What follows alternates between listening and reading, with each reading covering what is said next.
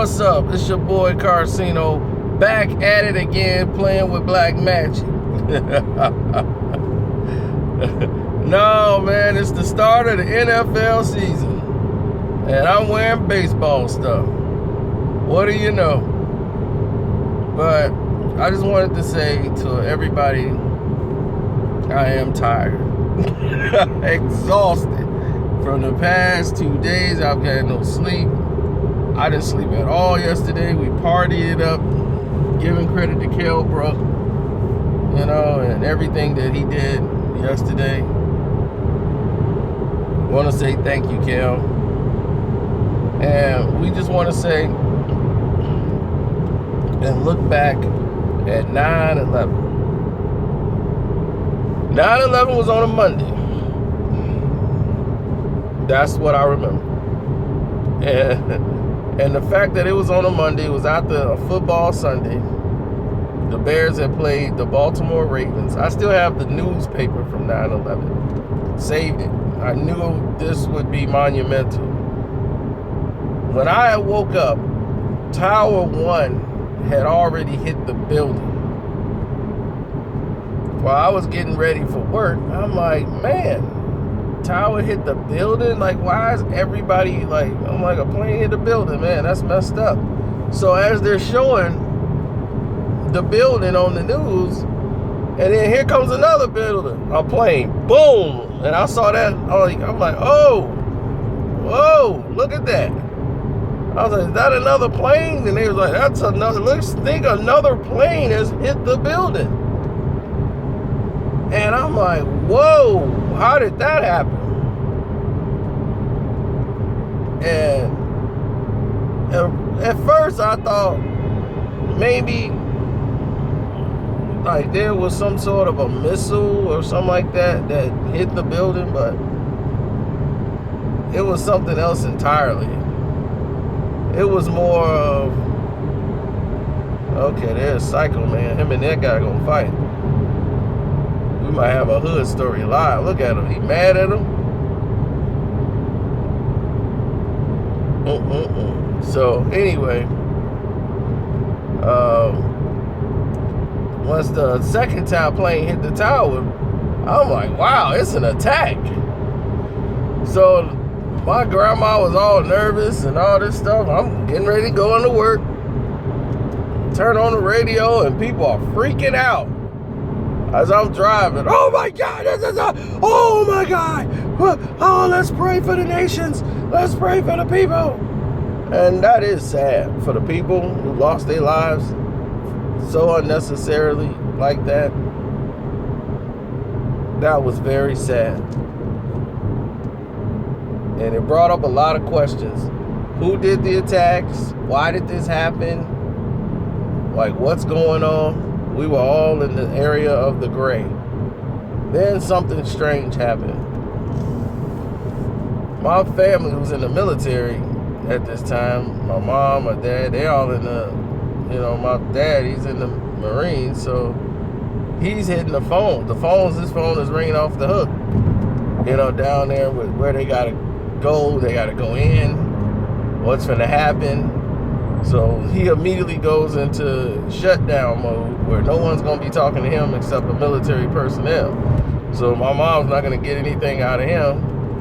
So she went to the movies to go take my sister there to take her mind off everything. And the movie Rat Race was playing.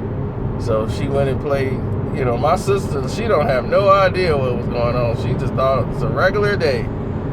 She was a little kid, so she didn't really understand too much of anything or what was happening. She was just like, I'm going to the movies. You know, my mom wanted to just get her away from all this tragedy and despair. So, as I'm going to the store, getting ready for work and all this, I'm going to the store. And it's like every human being in the store that was above 65 was in there, buying up all canned goods. And the store clerk, they knew the manager was right there. I'm like, what's going on? What is this? They were like ignoring me. I'm like, I've never had this happen. And I told the manager, I was like, manager, like, why is all these people in here today? Like, just ignore them, just keep ringing it up. Because it was a great day. They're going to sell a lot of produce. And I'm like, oh, okay, I get it. Yeah, the game's already started. That's why this is clear. I'm like, I can't believe this side of the road is clear. This is always traffic. But, yeah, every store, man, every canned good, water goods was being bought that day. I mean, they cleared the shelves. Everybody who was 65 and older. And I'm like, wow, they going crazy out here. So then on the radio is conspiracy theorists, and then these crazy bikers went down to the hospital ready to fight anybody that's Indian. I know you guys did it. You guys did it. You're going to pay. I'm like, what the hell? These people like, I'm an American. And then people just blame this one guy who's Indian at our job. They don't even know what part of India he's from. Somebody just started stealing his stuff at work. They took his eyeglasses and threw them away. He's like, my glasses are missing.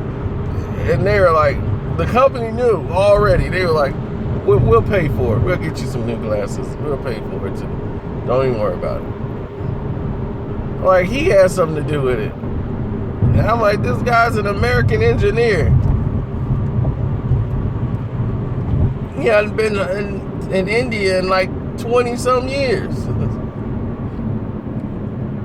It was terrible. And the next day, the very next day after 9/11, because the rest of that night, I got a gun pulled on me that night. After like 9/11, kicking it off, I go to the back. Big Rick pulled the gun on me. I was like, Big Rick, what is you doing? He was, oh man, I thought you was somebody else.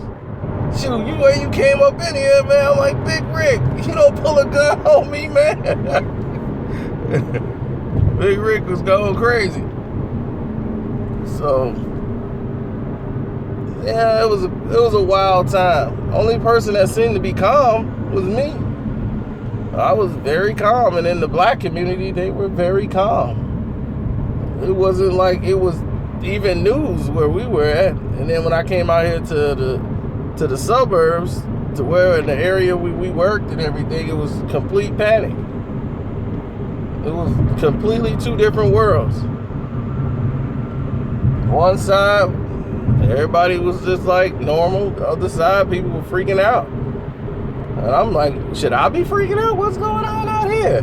What y'all know? They say they got bombs under the bridge. It's a full-out attack.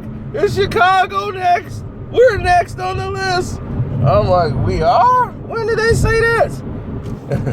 I mean, all this stuff was news to me. I ain't had time to be sarcastic or conspiracy theorists.